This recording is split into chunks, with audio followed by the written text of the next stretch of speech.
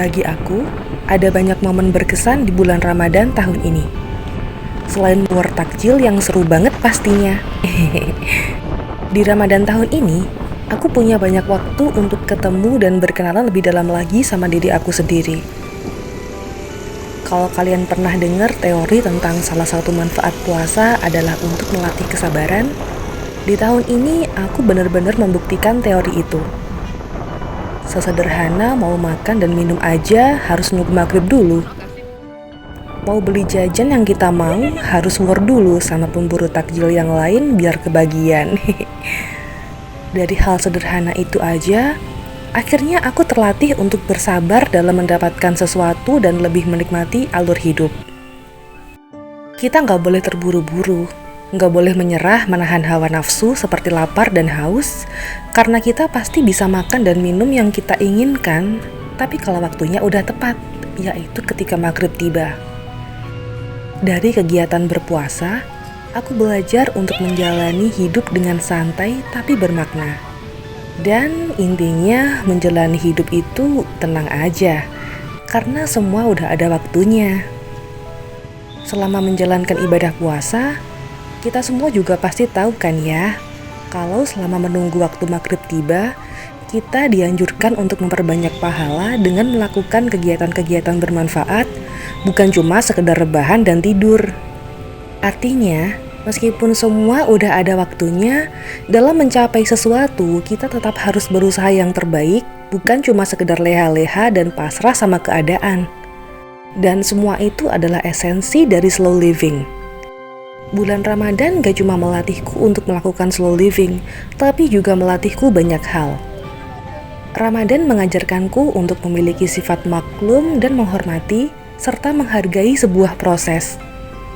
Di usia dewasa ini, akhirnya aku menyadari dan memaklumi bahwa gak semua orang udah bisa memaknai bulan Ramadan sedalam itu. Ada yang tahu dan paham bahwa puasa Ramadan itu wajib, sehingga mereka berjuang penuh semangat supaya bisa berpuasa sebulan penuh dan memaksimalkan pahala.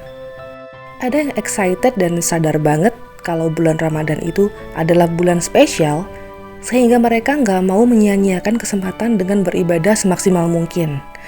Pokoknya ibadah wajib maupun sunnahnya almost perfect deh. Ada juga yang tahu kalau puasa Ramadan itu wajib, tapi nggak merasa kalau ibadah puasa sepenting itu. Sehingga ada yang karena hal sepele langsung menyerah di tengah jalan dan memilih untuk gak lanjutin puasa sampai maghrib.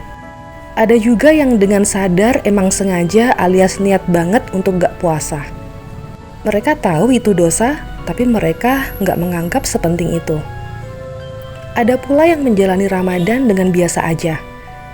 Mereka gak begitu dalam memaknainya, gak begitu menganggap spesial juga, tapi mereka menjalankan ibadah wajib dan sunnah hanya sebagai ritual rutinan aja. Ada pula yang udah semangat banget ibadah puasanya, full sebulan, tapi lupa kalau tiang agama itu adalah sholat. Jadi, ada yang puasanya lancar, tapi sholatnya masih bolong-bolong. Ada juga yang ibadahnya almost perfect, punya ilmu setinggi langit, bisa menyampaikan ilmunya ke yang lain, tapi dirinya sendiri belum bisa mempraktekannya.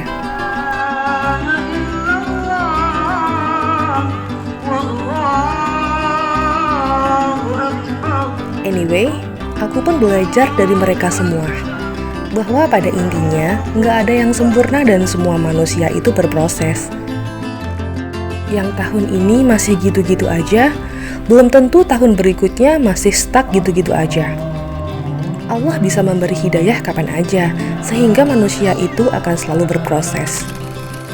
Yang masa lalu dan masa kininya buruk, bisa aja menjadi manusia cemerlang di masa depan. Maka dari itu, kalau ada orang lain yang menurut kita tingkat keimanannya ada di bawah kita, jangan dihujat, jangan merendahkan mereka. Siapa tahu, di masa depan, dia malah jadi lebih beriman dibanding kita. Jadi kita beri contoh yang baik aja kepada mereka tanpa harus memaksakan. Dan doakan aja semoga Allah segera memberi mereka hidayah dan jadi manusia yang jauh lebih baik ke depannya. Dan Kalau ada orang lain yang menurut kita tingkat keimanannya ada di atas kita, jangan merasa rendah diri, sampai-sampai berpikir kita nggak akan bisa berada di circle mereka karena nggak sefrekuensi. Kita berdoa aja, minta sama Allah supaya diberi hidayah dan dimudahkan untuk meningkatkan keimanan kita.